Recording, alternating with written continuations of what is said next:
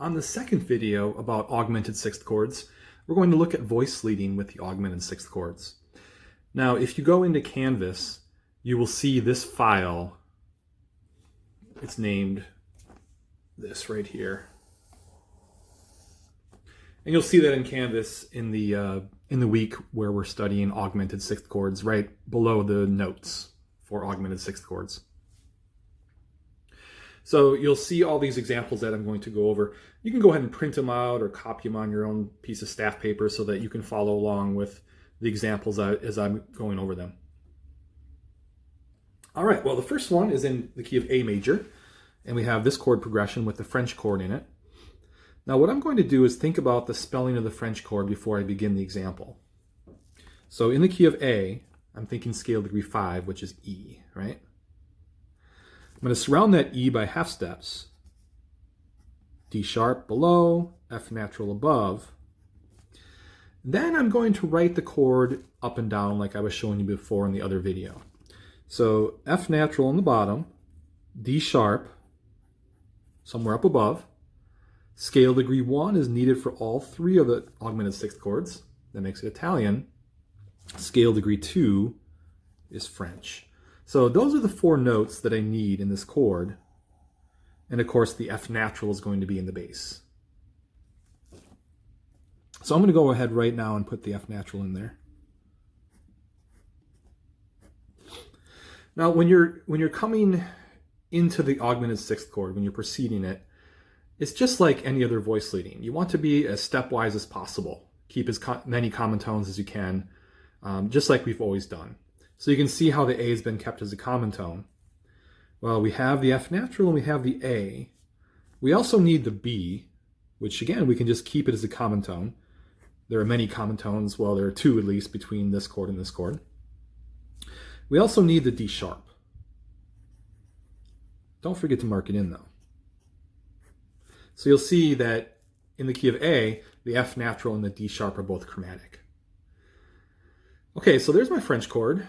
And when it comes to voice leading, what you want to look for is the augmented sixth interval. And you want that to expand outwards to an octave.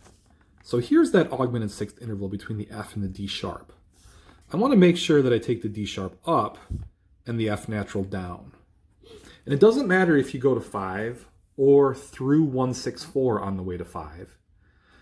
You will take this D sharp up to scale degree 5 and this one down to scale degree 5. Now remember, these chords are predominant chords, meaning they're chords that precede the dominant. And when it comes to the French chord, it can go to 5 or 5/7, or it can go 164 to 5 or 5/7. We'll look a little bit later that the German chord really should go through 164 to avoid parallel fifths, and we'll talk about that in a little bit. Then you can just simply keep this common tone.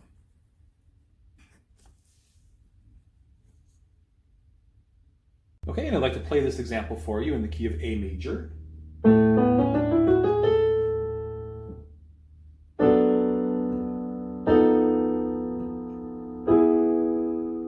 Of course, one would be here. So you can hear how the French chord really wants to go to 5. There's the French chord right there. Listen for the F natural going down and the D sharp going up.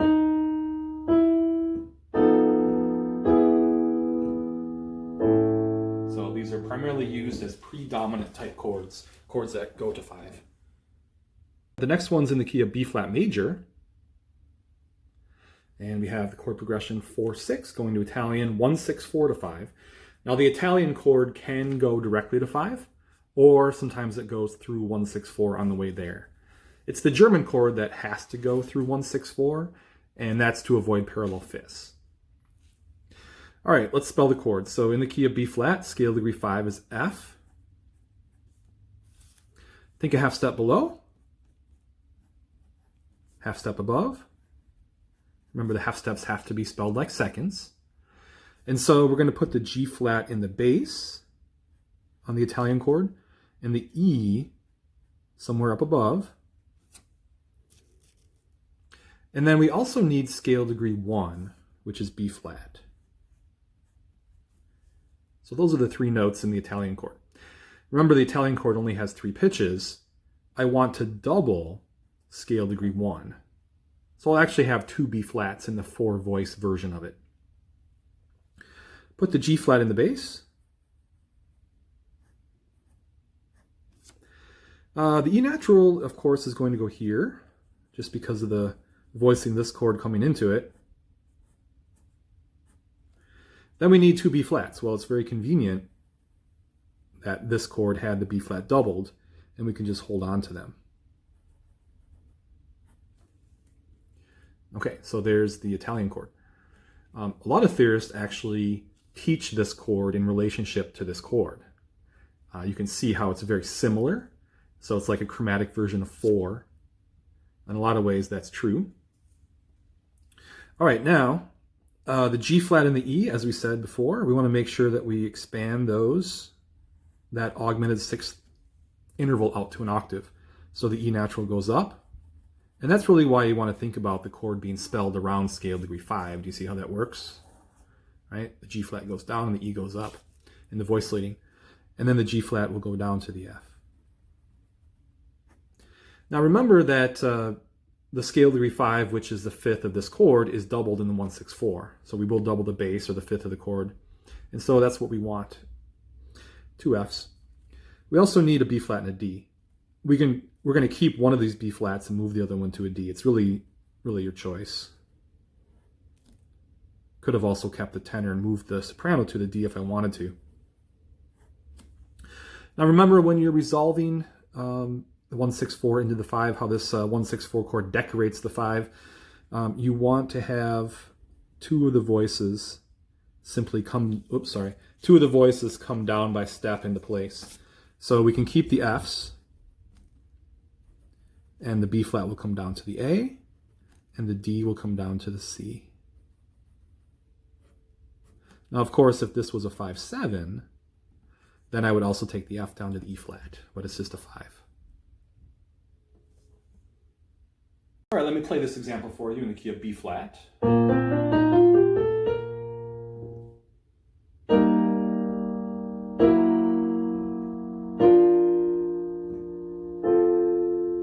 Hear how that Italian chord, how the G flat and the E natural resolve outwards to the Fs. Whole thing again.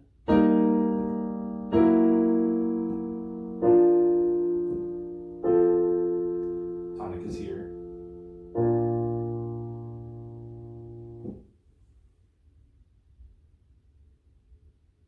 All right, the next example is in B minor, and there are really 2 things to remember about the German chord when you're voice leading it. Number 1, you must take the German chord to the 1-6-4 before going to 5 or 5-7 to avoid parallel fifths. Remember that the German chord has a perfect fifth in it, and if you take it directly to 5, you're most likely going to see a parallel fifth. You can see that there were some examples in the book about that, and especially something called the Mozart fifth. Mozart actually didn't seem to mind writing a parallel fifth in a lot of cases that involve the German chord. So there's lots of examples in the repertoire from Mozart that actually have a parallel fifth between the German chord and a 5 or 5-7. There's other creative ways to get around the issue, such as leaving out, getting rid of the fifth later in time, or making it go to a different voice, the parallel fifth that would be deferred between 2 voices, that is. But for us, we're going to just understand that the German chord should go to 1-6-4 before it gets to 5. The other thing that sometimes you'll see in the German chord, and it's only in major keys, is a respelling of the flat 3 scale degree. We're going to look at that later. So sometimes the flat 3 scale degree in the German chord in major keys is spelled as sharp 2 to accommodate a little bit better voice leading in that particular part. All right, let's voice lead this one. Think about the German chord in the key of B minor. Well, scale degree 5 is F sharp. And I'm going to surround that F sharp by half steps. So a half step below and a half step above. Then I'm going to make sure that when I write the chord, I put the G in the bass and the E sharp up above. Right, that's the augmented sixth interval. I'm also going to add in scale degree 1, which is B. And then for the German chord, remember in minor, you just use the regular scale degree 3. If I was in B major, I would have to mark this in as a D natural. So it's flat 3 in major, or just the regular scale degree 3 in minor keys. They're the 4 notes that make the German chord. Now, as I said before, if you look at this chord, it actually sounds just like a dominant 7th chord. Imagine this E sharp as an F natural, G, B, D, F would sound like G7. It does not function like a dominant 7th chord though, but it does sound like one. All right, so put the G in the bass. Whoops. Put the G in the bass. Okay, and then we need the E sharp. Well, careful between the D. The D and the E sharp is an augmented second, so let's write the E sharp here. Okay, so we have our augmented sixth interval. Now we need a B and a D. Well, it's very convenient to be able to keep the common tone, so I can just keep the B and the D here. Okay, so there's my voicing for the German chord. Now notice what would happen if I were to take the G and the D, that forms the fifth, right? The G to the D, and I was going to go directly to 5. I would take the G down to the F sharp and the D to the C sharp. You see how that makes parallel octaves? And that is why you should use the 1-6-4 in between the German and the 5 or the 5-7. So as always, take care of the augmented sixth interval first. So the G will come down to the F sharp, and the E sharp will go up to the F sharp. Okay, the other 2 notes in the chord are very conveniently common tones, so you can just hold on to them. So here's B minor with 2 F sharps, right? Double the bass of a 6-4, the 5th.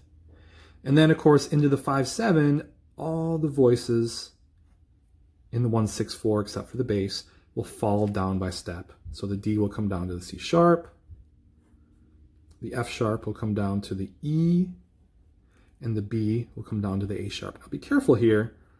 You have to mark in the A sharp. You also have to mark in this E natural if it's in the same measure. Even if it's not in the same measure as this, you might still mark it in just as a cautionary accidental. So remember, the E natural is diatonic to the key. It's a part of this chord. And the A sharp is the leading tone that you need for the 5 in the key of B minor. Now look at that potential parallel fifth. Here's the G and the D, and here's the F sharp and the C sharp. But notice how the 1-6-4 defers the parallel fifth, and you're not going to hear it, or you're not going to have it in adjacent chords anymore.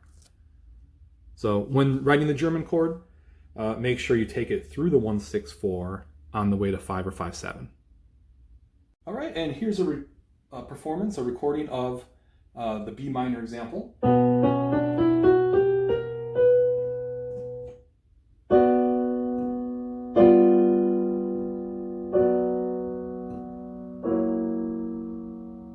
Of course, eventually we go here.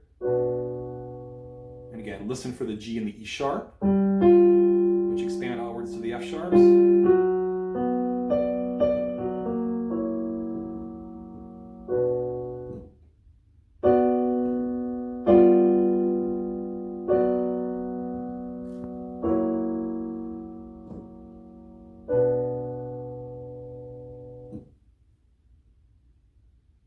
All right, this next example is in A minor, and we have a French chord.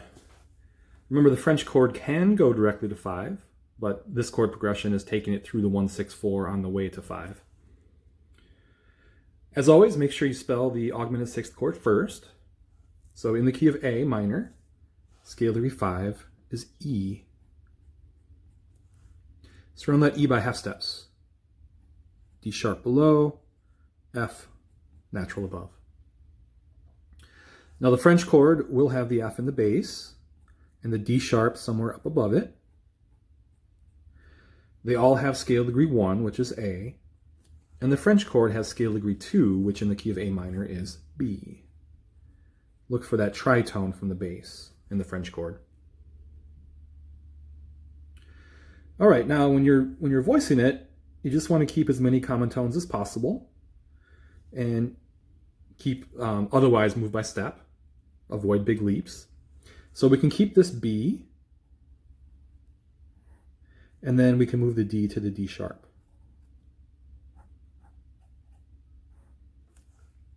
Okay, whenever you're voice leading this chord, make sure you look for the augmented sixth interval, which is between the F and the D sharp. Take the F down to scale degree 5 and the D sharp up to scale degree 5. That's really the main thing to watch out for in the voice leading. Very characteristic of the augmented sixth chord to expand that augmented sixth interval outwards to that octave. And then let's see, we need also a C here. Now notice that I wrote a half note here and a half note in the bass, and then we have quarter notes coming down into the 5. So this E and this E are still sounding. So here we have 2 E's, A, C, and here we have 2 E's, G sharp, B.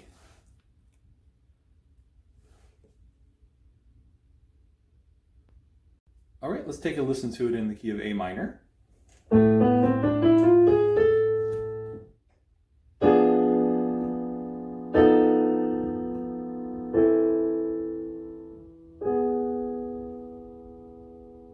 Here's A minor. Okay. Now, as always, listen for the F and the D sharp, how they expand outwards to the E's.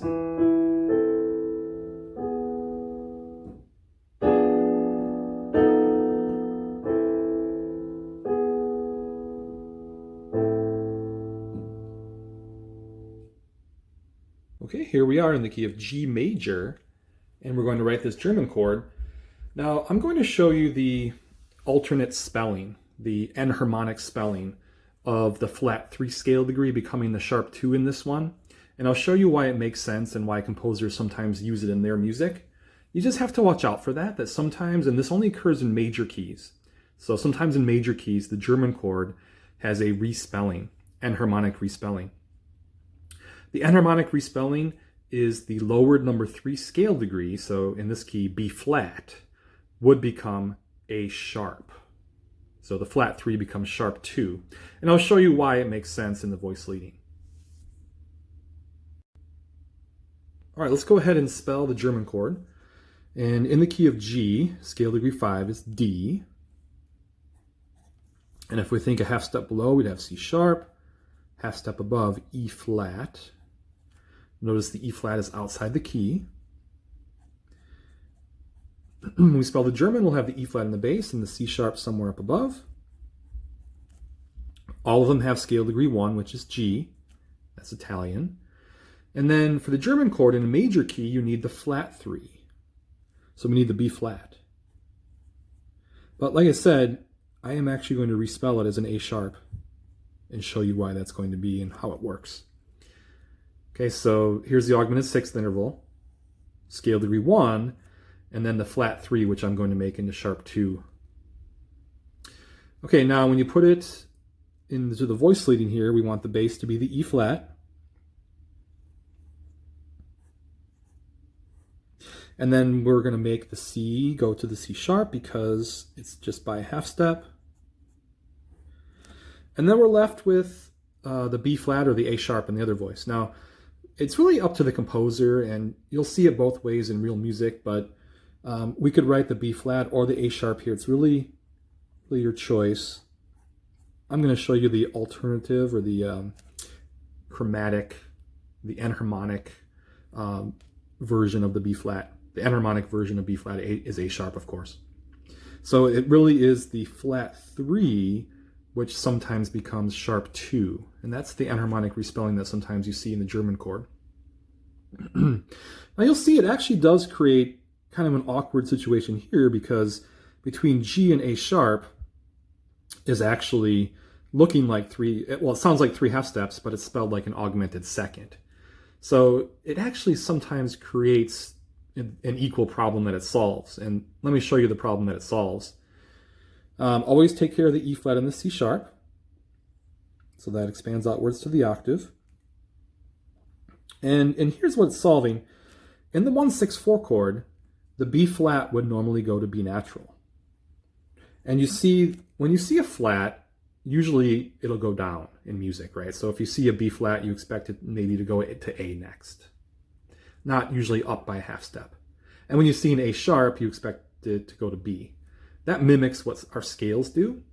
And so why composers sometimes use the A sharp in this key rather than the B flat is because A sharp to B looks better than B flat to B. But again, now we have this augmented second interval between here and here. So it doesn't really solve too much, but the reason why I'm showing it to you is because you'll see that in music in the examples that we'll look at together. So be aware that sometimes the flat 3 in major keys for the German is respelled as a sharp 2. Okay, now into the 5, everything falls down by step. So there's down by step. We can keep the common tone D, and then this one down by step. Now, the other thing is if this is in a new measure, you don't have to mark it in, but if it's in the same measure, you do. And I would encourage you to mark it in anyways because it's a good cautionary accidental. So we're really getting into the realm of chromatic harmonies here, and you're going to have a lot of accidentals. So marking in some cautionaries sometimes is very helpful, and you'll see it in the music that you play and listen to as well. All right, let me play this example for you. Here's G major.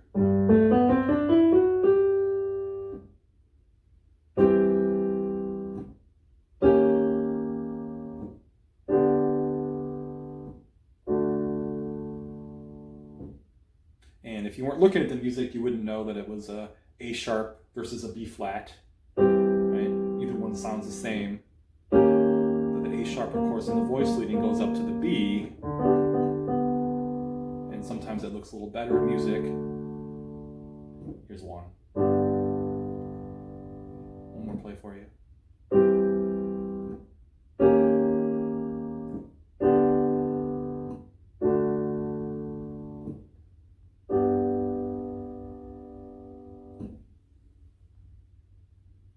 All right, and the last example is in F sharp minor. And we have an Italian chord in this key. Let's go ahead and spell it. In the key of F sharp, scale degree 5 is C sharp. Half steps around that. B sharp, remember it has to be a different letter name. Half step below. Half step above is D. You'll put the D in the bass and the B sharp somewhere up above. And then you also need scale degree 1, which is F sharp. And that's it for the Italian. Remember that you double the scale degree 1 in the Italian chord. So we'll put the D in the bass.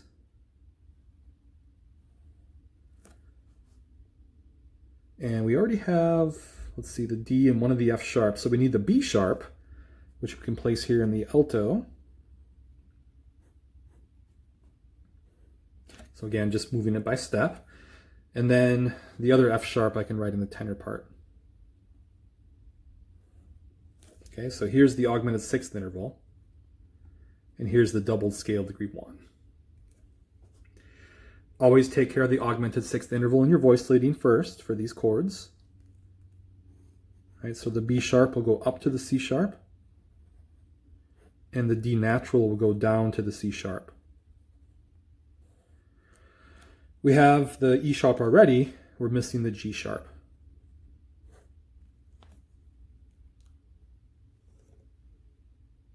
Okay, let me play this example for you in F sharp minor. Okay,